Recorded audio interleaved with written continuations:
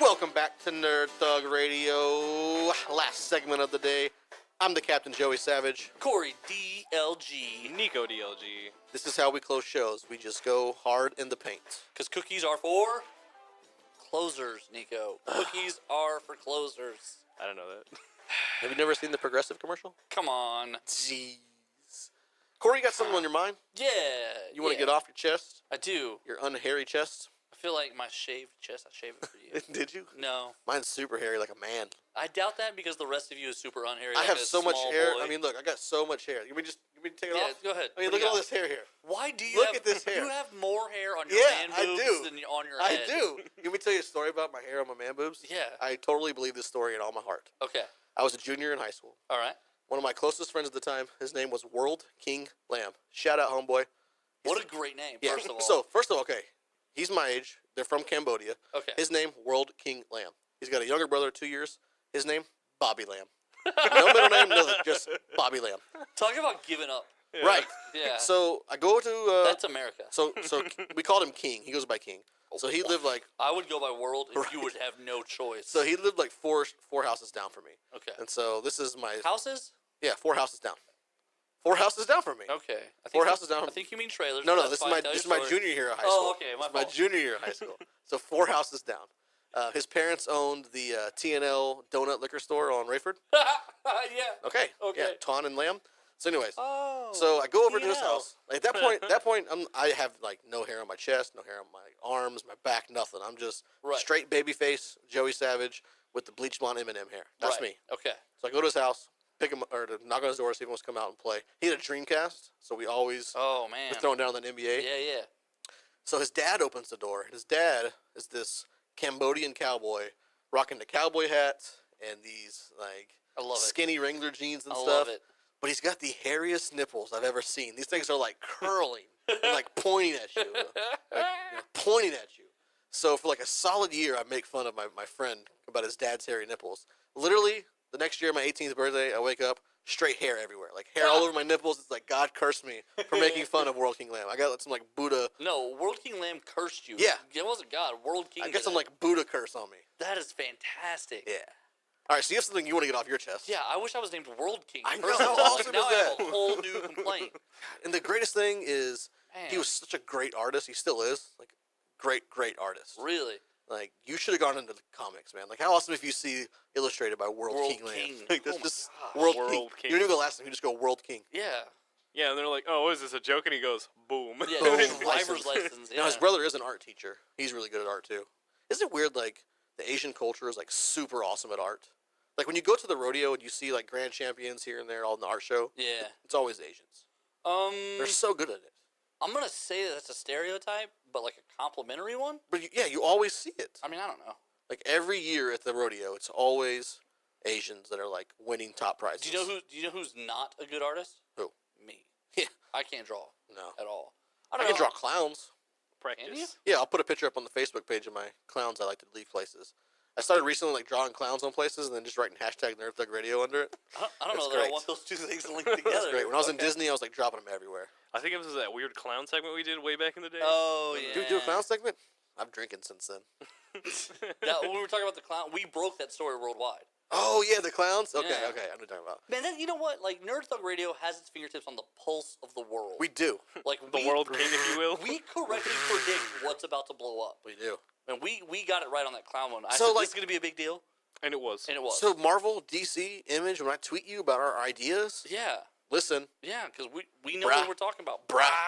All right, but you have something you want to get off your chest. I do. We keep And segueing to this and running I'm gonna away give from you it. the next 6 minutes to do so. Okay, so it's a customer service issue. All right. I am super picky about customer service.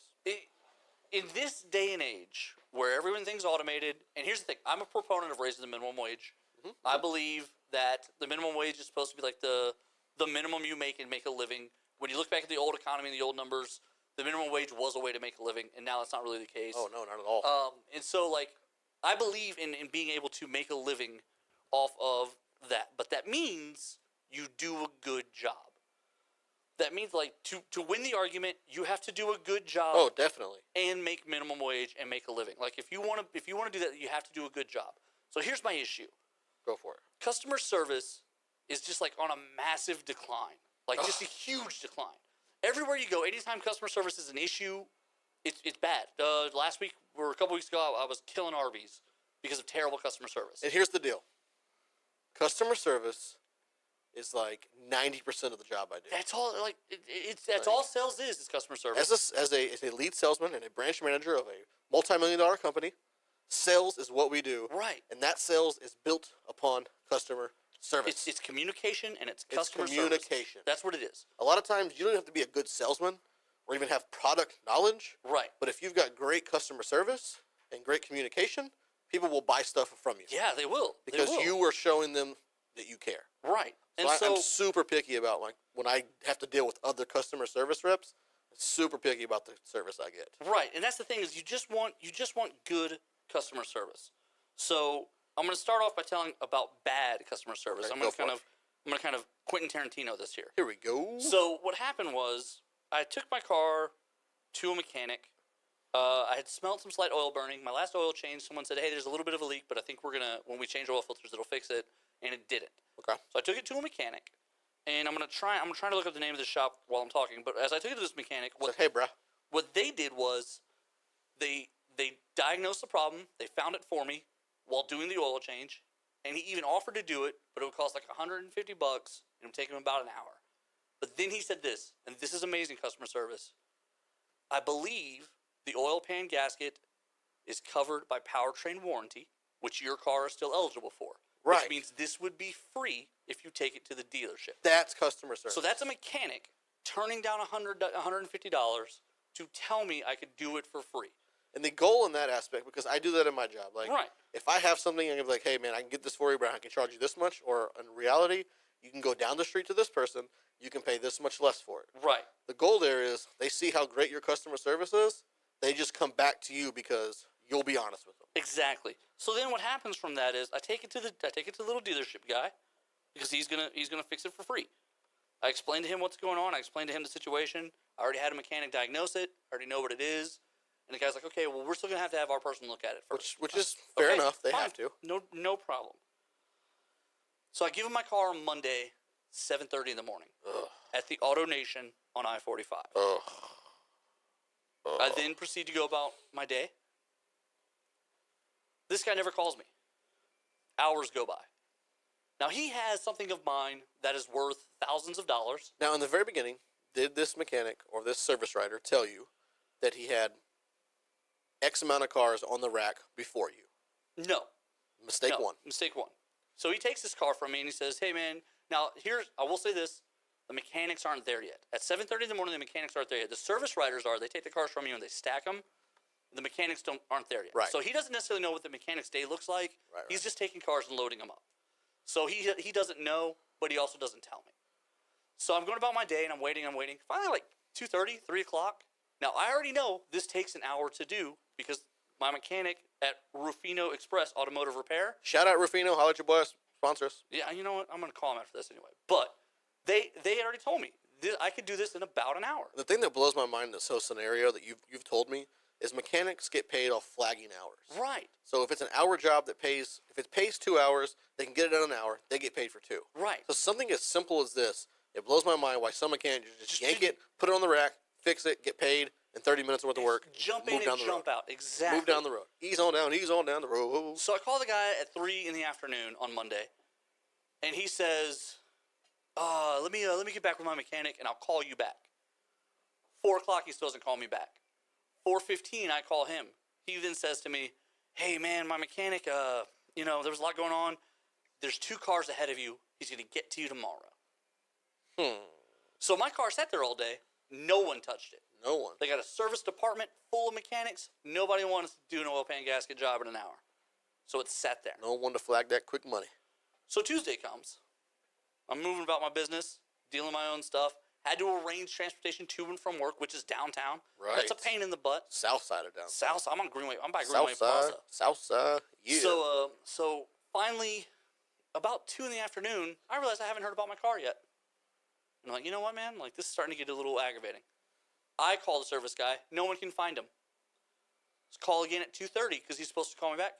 No one can find him. Call at 3. He doesn't even exist. Somebody finds him. He says, hey, man, you know what? I'm slammed right here. I'm going to have to get with the mechanic. I'm going to call you back. Sure, So you're who not do you dealing think- with the government. Who do you think called who at 4:15? I believe you called the service rider. I called him at 4:15. Mm-hmm. Preach. And at 4:15, I said, where's my car? And he said, hey, my mechanic's already gone. I'm not sure if they test drove it or not, but I saw that they changed it. They also said they wanted to sit overnight to see if it leaks. Okay. I said, okay, so it's going to be ready in the morning then, right? And he goes, well, I think if they haven't test driven it, they're going to test drive it, and then they want to watch it for a minute to see if it leaks. But yeah, not first thing in the morning, but pretty early in the morning, it should be ready. I said, okay. I call him at 7:45. He wasn't there. Called 8:30. Called in sick. He's finally showed up, my guy, and he says, yeah, I don't know what's going on with the mechanic. He's not here yet. Okay. 10 a.m. I call, and I say, Where? Where? Dude, where's my Where- car? where is it? What's going on? Sweet. he says, hey, you know what, man? Dude. We're slammed. Let me get with the mechanic and find out. Let me find out, and I'll call you as soon as I know something. At 11:15, Same story you've been hearing all week. I call the service department, and this time I ask to speak to the service manager, and I tell him, it's Wednesday. I turn this thing in Monday at 7:30. Where's my car? Why isn't it ready? This is an hour job. He says, let me find Renee, because that's my service rep. Let me find Renee for you, and I'll find out. Renee then calls me about 10 minutes later and says, hey, man, your car's ready. Oh, 3 days. Customer service at its finest. 3 days. You know what I do? When I'm talking to customer service people before we get out here and end the show, I call them out. I write, it's a lesson here for everyone. You're dealing with anything. You write people's names down, you write times. When you speak to their boss, you call them out when they give you bad customer service. Right. And it's not a way to get them in trouble. And I tell their boss, look, I'm not trying to get in trouble, but this is something he can improve on to become better. Right. Communication. This is him affecting your company. Right. And just the thing, like, a car is like... I It's was like a missing horse, work. man. Like, It's like a horse, Nico. You got to have it. You got to have it. And I'm Gots missing to. work. Gots to. I'm having to adjust and make rides and transportation. And like, I had to adjust my whole schedule for 3 days. It's the worst. And they don't call you. No. Give me a call and tell me what's happening. Yeah. You have my car. You see that right there? That says nerdthugradio.com below me. So on that sour note... On that sour note, we're going to jump out and end this show at nerdthugradio.com. Be sure to tune in next week. Be tuned to the show, guys. It's episode 50 of Nerd Thug Radio. It's going to be big. It's going to be extravagant. It's going to be glorious. Thanks for listening, guys. We always appreciate your time. Enjoy the rest of your week. Have a great Monday. Same Nerd Thug time. Same Nerd Thug channel.